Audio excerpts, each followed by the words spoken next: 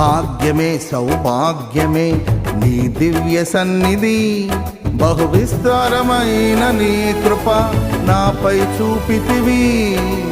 భాగ్యమే సౌభాగ్యమే నీ దివ్య సన్నిధి, బహు విస్తారమైన నీ కృప నాపై చూపితివి. బలమైన ఘనమైన నీ నామమందు హర్షించి భజించి కీర్తించి గణపరతు నిన్ను యేసయ్యా. నా తోడు నీవుంటే అంతే చాలా